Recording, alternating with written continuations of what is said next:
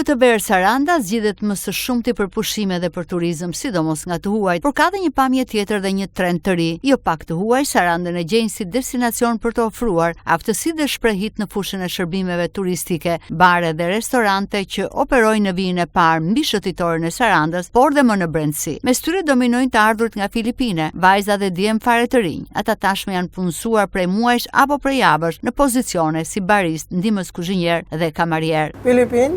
Unë punoj në pozicionin e ndihmës kuzhinierit. Kam një javë në punë dhe jam shumë i kënaqur me punën dhe me kolegët. Philippines and I came here to work with. Unë kam 5 muaj që punoj këtu si kamariere. Jam shumë e kënaqur nga puna dhe më pëlqejnë njerëzit dhe qyteti. Kam ardhur këtu nëpërmjet një agjencie të huaj dhe ndihem shumë mirë në Sarandë. It's the chilling mom, but you can come in the mall. Unë jam 22 vjeç dhe punoj si kamarier. Më pëlqen Saranda sepse është një vend shumë i bukur. Ka malin, ka detin, ka njerëzit shumë misor dhe ushqimin shumë të mirë.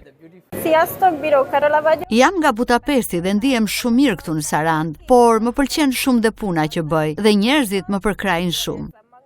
Bën përshtypje fakti se përgjithsisht janë të rinj në moshë të huajt e punësuar në Sarandë. Siç mësuam, ardhja të huajve për të punësuar në shërbime turistike në Sarandë është realizuar përmes agjencive të ndryshme nga vendet që vijnë. Muaj më parë, institucionet lokale të specializuara për punësim bën publike se për të mbuluar nevojën për staf dhe burime njerëzore në shumicën e strukturave të shërbimit në Sarandë dhe Ksamil kanë aplikuar dhe janë pranuar 800 shtetas të huaj për të punësuar në këtë treg.